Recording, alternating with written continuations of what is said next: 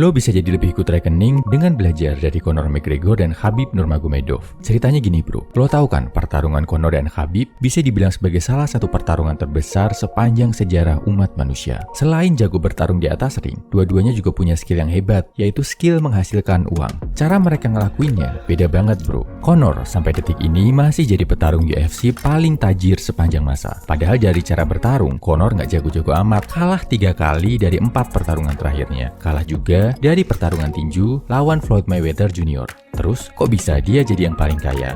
Jawabannya satu, dari kemampuan memarketingkan dirinya. Conor punya kemampuan buat bikin setiap pertarungan yang dia jalani jadi lebih mahal. Dia bikin drama, kontroversi, bahkan gak segan mancing emosi lawannya jauh sebelum pertarungan. Pakai hina-hinaan yang terkadang kelewatan. Tapi hal ini disukai publik dan media bro. Hasilnya, bayaran tarungnya melejit. Gak peduli dia menang atau kalah. Belum lagi, cara dia nge-branding dirinya, cara penampilannya yang karismatik, gaya berpakaiannya yang sangat gentleman, bikin Conor dapat banyak tawaran sponsorship yang nilainya fantastis. Intinya, dia nggak jago-jago amat di atas ring, tapi bisa mencitrakan dirinya sebagai cowok yang punya nilai jual tinggi. Khabib saat ini masih kalah dari segi kekayaan dari Conor, tapi banyak yang meramalkan bentar lagi kekayaannya bisa nyusul Conor bro.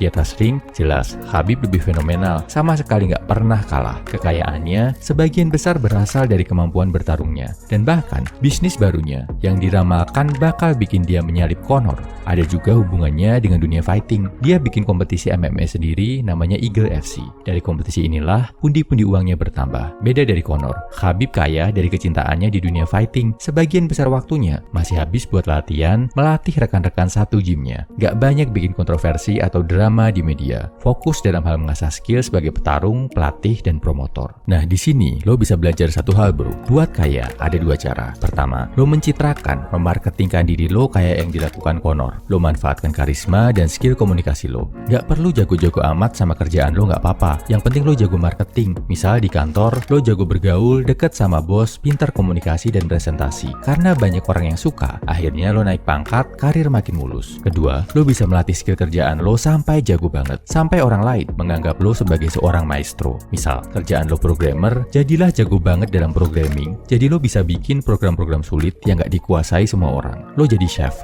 jadilah jago masak, sampai keenakan masakan lo diakui banyak orang. Gak perlu banyak omong, gak perlu banyak promosi. Orang akan datang ke lo, mau bayar mahal, karena lo punya skill yang jago. Nah, sejauh ini, dalam hal cari duit dan karir, lo lebih deket yang mana bro? Yang lebih jago dalam hal komunikasi dan menggunakan karisma diri kayak Conor, atau yang dikenal ahli menguasai skill tertentu, diakui kehebatannya sama banyak orang kayak Khabib? Share di kolom komentar ya, lo prefer yang mana bro? Oh ya, gua dapetin tips dan rahasia simple jadi good reckoning. Baca di ebook gua, Good Looking Good Reckoning. Linknya ada di bio atau deskripsi. Salam high value man, semangat bro.